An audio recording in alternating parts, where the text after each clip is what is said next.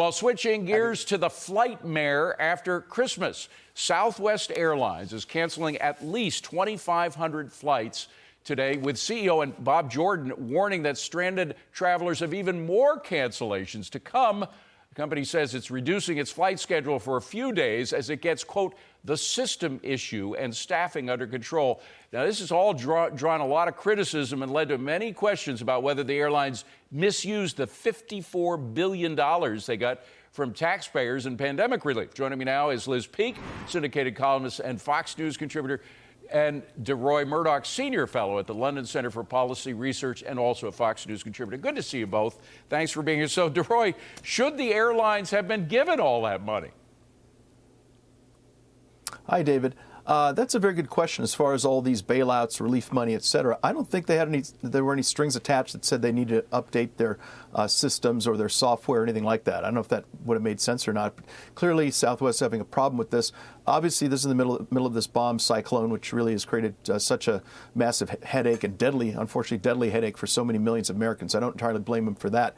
But certainly, if they're having software trouble and computer problems, they really should have updated that. If not with public money, then certainly with their own money. Well, but Liz, you know, we had the too big to fail formula used during the bailouts of the financial institutions back in 2009, 2008.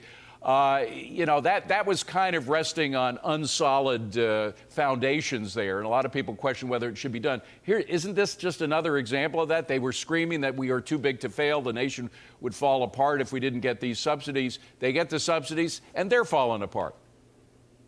Well, I think $50 billion, no matter how you slice it, is a whopping amount of money, David.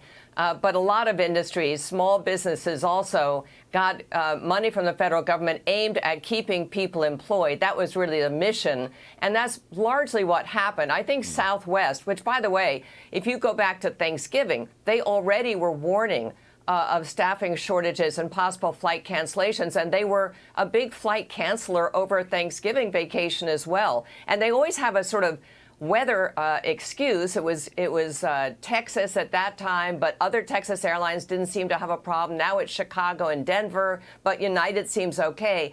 My read on this is that Southwest has been a high-performing airline compared to its peers in terms of profitability, stock price, and so forth, mainly by managing its staffing and managing its investment very tight. I mean, it's been a very cost-conscious airline, which has probably meant it does pretty well, but has absolutely zero tolerance for disruption. I think the government suggesting that they somehow misbehaved, I mean, this is every CEO's nightmare. This is a complete catastrophe for this airline, obviously for the people who were stranded, but also for Southwest Airlines. It's going to take years to get back their reputation, and there may be some serious financial consequences. But I think this is kind of a long-term problem, and probably the biggest issue is they've underinvested in technology and management systems, which cannot be overstated in terms of the importance. Well, Deroy, meanwhile, people ask, what is the White House doing about all this? Our crack Secretary of Transportation came out with a tweet. I guess it was a tweet. Anyway, he said, I spoke to the CEO of Southwest Airlines, and we got those commitments in writing about how they take care of customers, passengers, when there are issues like this. We're going to be holding them accountable to those commitments and expect them to go above and beyond the letter of the law in terms of how they treat passengers. I don't know. Is that enough? I'm not sure what hold accountable means. Look, we expect Southwest Airlines to obey federal law. They're not really supposed to do anything above and beyond that. So I don't know what hold accountable means. You know, I think the people who will hold them accountable will be their passengers who either continue to fly with them or decide to fly with other airlines. I fly United Airlines 95% of the time. I'm happy with them. And now looking at what's happening at Southwest, I'm not very inclined to buy tickets from them. I think that will probably hold them accountable, anything more than Pete Buttigieg can do. Okay. Liz, I want to turn to another subject. We had this study coming out of Stanford University about the cost of the school lockdowns to the kids that suffered as a result of them.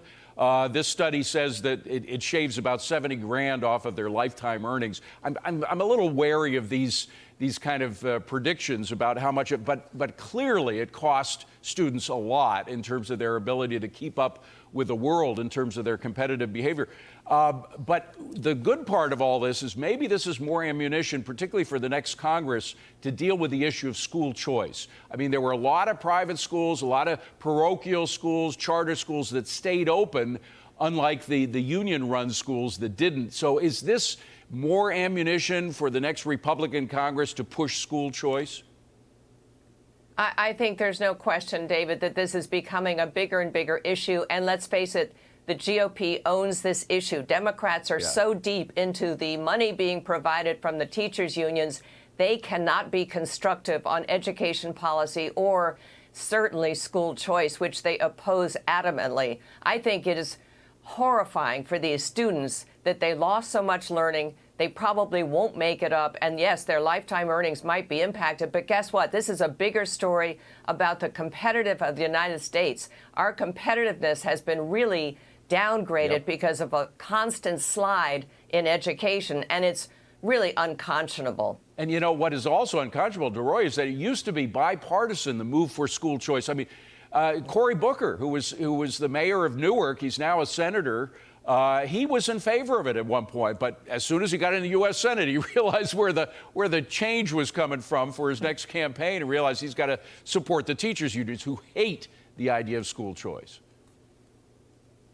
Certainly change in terms of money from the teachers' union is not change in terms of reforms. And absolutely, the Democrats are hostile to almost any school choice idea you come up with these days. And in addition to this huge, tragic setback in school performance on the part of students who've been locked up under COVID, the teachers' unions are making things even worse by continuing to push critical race theory, gender theory. Classrooms are turning into grooming centers. You know, Sammy's not really Sammy, he's really Sally, that sort of thing. And this left-wing agenda that the teachers' unions continue to push, I think, will just increase more pressure for school choice, in addition to this awful setback we've seen as a result of the COVID lockdowns and all of that. Leaving it on a good mood or an up mood, Liz, is the fact that individual states are doing business of their own on the whole issue of school choice. I mean, you just look at what's happening in Virginia, and other states are starting to follow Virginia's lead in getting it done on a local level. This is one of those grassroots issues that doesn't necessarily need the Beltway to solve the problem, does it? Yeah, Arizona is the latest state to go completely school choice. And what a tremendous victory for the American Federation for Children, one group that has really backed that push and backed campaigns where people committed to school choice. David, it is the future. We got to get rid of this lockhold that the teachers' unions have on our education, because it's not working. We can't afford the failures. Yeah, it literally is our future. The kids are our future. Yeah. Good to see you both. Happy New Year. Appreciate you coming on. Happy New Year, Happy New David. Year, Dave. Thanks a million.